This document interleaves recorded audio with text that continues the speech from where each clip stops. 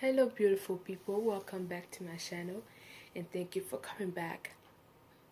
Please like, subscribe and share and watch my two previous videos because I'm going to mention things that were previously mentioned in my second video. So today I'm going to talk about how I ended up in a wheelchair for 2 years. No, I'm not in a wheelchair right now. So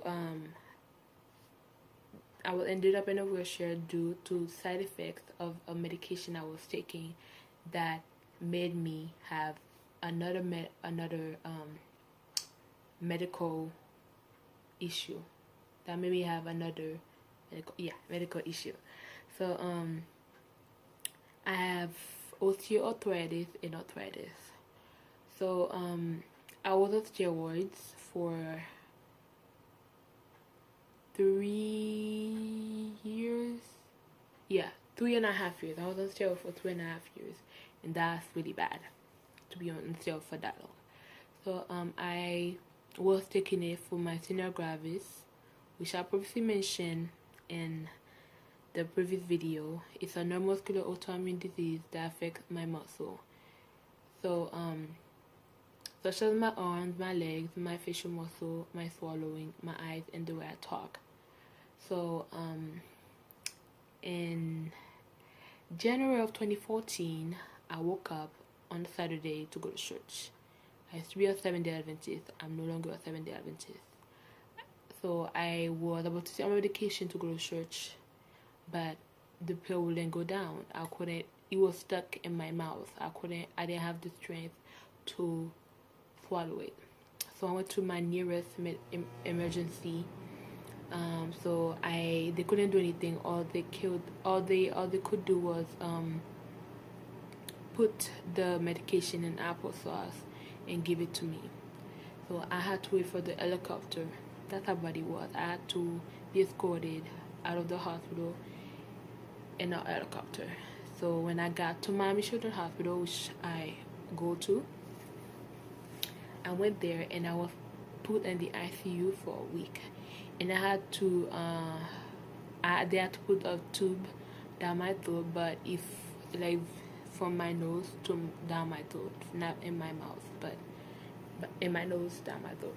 And it was very painful. They had to put lube on it, so it would be too painful, but it was still painful. I couldn't talk because it put pressure on my lips, so I couldn't touch much. And the only thing I could drink or food I could eat was soy milk for a whole damn week. So I was there for a whole week. So then they told me what happened, and I had to take IVIG to help me gain my strength.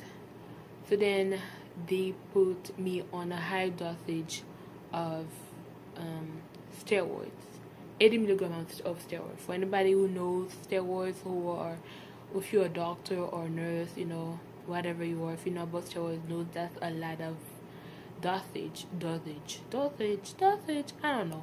Hey, like I said, I have an accent. So I was on that for quite a while. But it was kind of my fault how I fucked up my damn self, and the doctor's fault to put me on it. I was taking it the wrong way. So I was supposed to take it in the morning only. I was supposed to take 80 milligram in the morning only, but I was taking it wrong. So I was taking 80 milligram every 4 hours, and that was really bad. Due to that, I started gaining weight within a week. My knees swelled up. I had a moon face. It's when your face is like shaped like a moon, and then I wouldn't call them, I forgot what it's called, but it's not pimples. I had a black, it was not blackhead, but it looked like blackhead, but without the blackhead. I had that all over my face. So I tried to scrub it, they wouldn't go away. I was constantly eating. I was eating and eating, pooping, eating, pooping, eating, pooping. That's all I did for like a month. Then I went to the hospital, told them that I'm gaining weight for no reason. I'm constantly eating. That it's okay, just had a medication. I'm like, okay. Well, I went back home. and because I was taking so much medication, I I wasn't sleeping. All I was doing was eating, pooping in a circle. Um, I was going to school, then do it, and then people started noticing. Noticing that I'm changing, meaning like my body changed. I was skinny and curvy, but then I look pregnant. Like little my belly looked like I had a child within my belly. I mean, not the belly, you know what I mean. Well, yeah, in my belly. So then I remember this girl came up to me like, "What happened to your face?" I was like, and because of what she said, I started working out constantly. I would wake up at 5 in the morning. Like I said, I didn't sleep much. I'll sleep for like a couple of hours and wake up. Wake up at 5 in the morning, work out, go to school, come back home, eat, shit, eat again, and shit again, and then go work out, do my homework, and go work out before I sleep. I was constantly doing that for like a month, and that was from January to February, and the beginning of March. March is my bad month. If you watch my video, you know I'm talking about why I say March is my bad month. So then constantly doing that, and then I went to the hospital again because my mother was concerned that I was eating so much. But at church was like asking like, "What's wrong with you? You changing?" My knee was swollen. I was getting a lot of weight.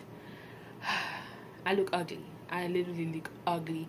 And I grew hair places that didn't need hair.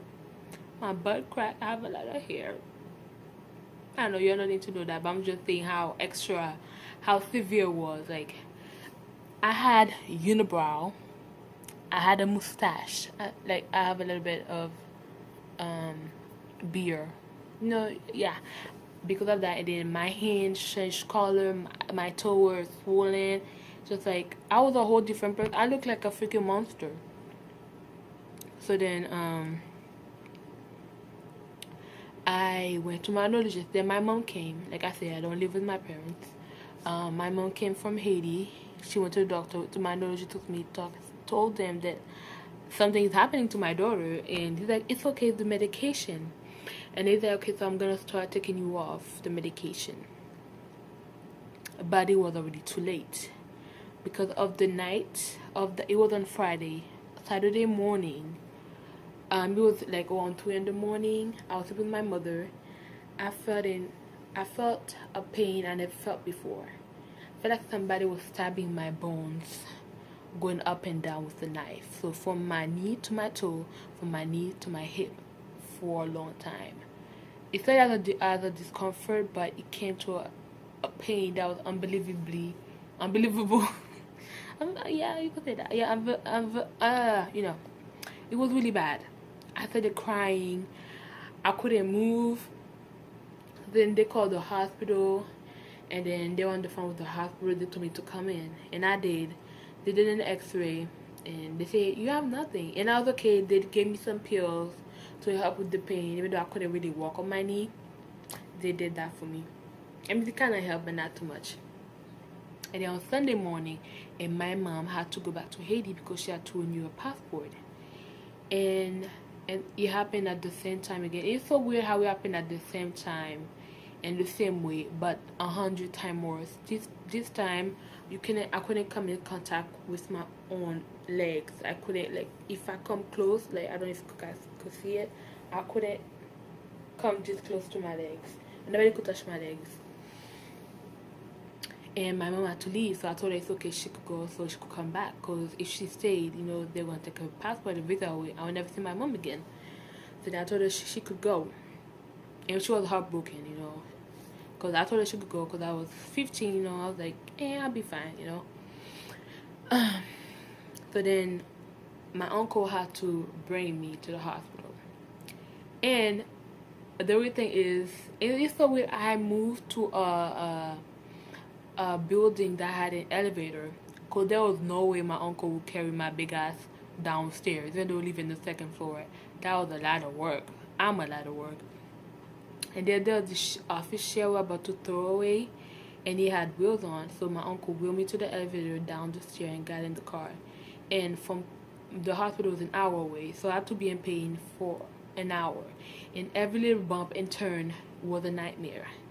And since I was in a lot of pain, I just passed out. Not passed out, knocked out, like I slept, you know. Not like I was sleeping to help with the pain. And then I slept in the car, and I finally got into the hospital. And the previous nurse I saw on Saturday was the same nurse that I saw Sunday. So nobody even bothered asking for my information. I just went in there. Every time the nurse tried to touch me, I scream. Like, why scream? I'm like, cause you're hurting, because I'm not even touching you. I'm like, I know, I don't know why, but you're hurting me. And then the X-ray, they did that test where they put like where the electric, like where they give your muscle shocked, and that's when they find out like my nerves were kind of damaged. And they did an MRI, and then that's when I find out I have osteoarthritis. So then I stayed in the hospital for a week. They gave me crunches, but my body was too heavy for myself to carry, so I had to be put in a wheelchair. I couldn't walk. I had braces on to help me. I couldn't walk. I couldn't, like, if I sleep, I have to sleep straight. I couldn't sleep, flip over and stuff like that. And I couldn't go use the bathroom on my own. I had to have a little bucket in my room for me to pee, because it took me a long time to go to the bathroom.